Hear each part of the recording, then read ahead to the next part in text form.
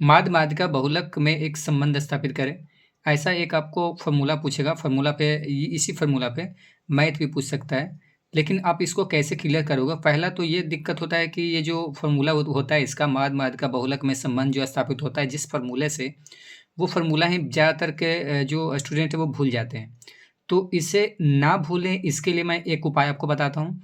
इस उपाय से हम कन्फर्म बताते हैं 100% 100% में, मतलब हम कि बिल्कुल 100% का 100% बताएँगे। इस आइडिया से ये वाला फ़ॉर्मूला जो है आप कभी नहीं भूलोगे।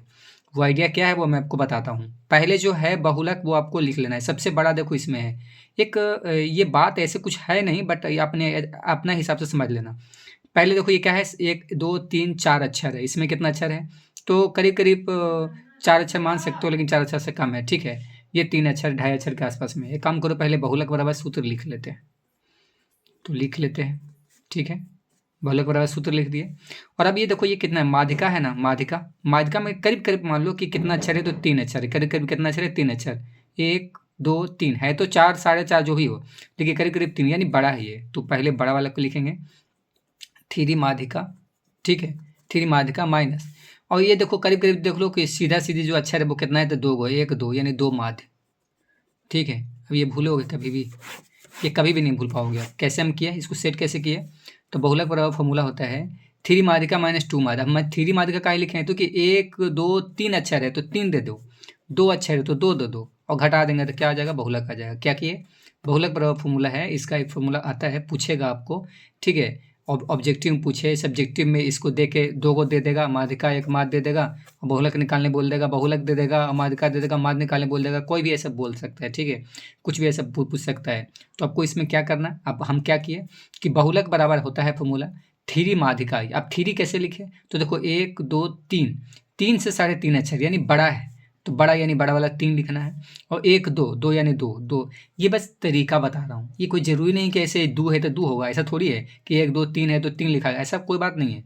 बस हम ऐसा इसलिए बता रहे हैं ताकि आपको याद रहे कि बहुलक बराबर फॉर्मूला क्या होता है, तो थ्री माध्यिका माइनस 2 माध्य। कभी अगर भूल भी गए, लेकिन ये कॉन्सेप्ट आपको क्लियर रहेगा कि अरे जो बड़ा वाला होता है ना तो उसके आगे 3 लिखाएगा, जो छोटा वाला है ना उसके आगे 2 लिखाएगा। या तो 3 अक्षर है तो 3 लिख दो, 2 अक्षर है सीधा-सीधी तो 2 अक्षर लिख दो। ये आप आपको ये ध्यान देना कि माइनस होगा ही होगा, ये नहीं भूलोगे आप, ठीक है? माध्यिका तो 1, 2, 3 अक्षर यानी 3 दो, माध्य यानी 1, 2, 2 तो 2 अक्षर तो माइनस कर दो, बहुलक बराबर फॉर्मूला हो गया।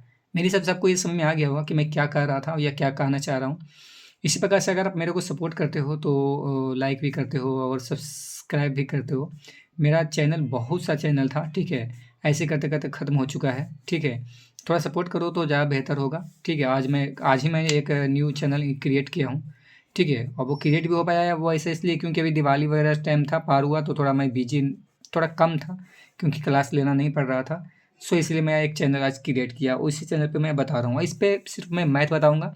हाँ, अगर आप चाहोगे कि और भी अलग-अलग जो सब्जेक्ट हैं, उसके लिए कुछ उपाय बता दीजिए कि कैसे किस प्रकार से पास होंगे, और जो 2026 जो एग्ज़ाम आने वाला है, ठीक है? 10th क्लास का या 12th क्लास का, वो मैं बारीकी से बता दूँगा।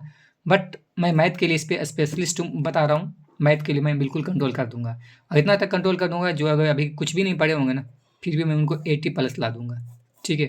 80 प्लस और 90 के बीच में, जो अभी से भी पढ़ेंगे तब भी, ठीक है? Thank you.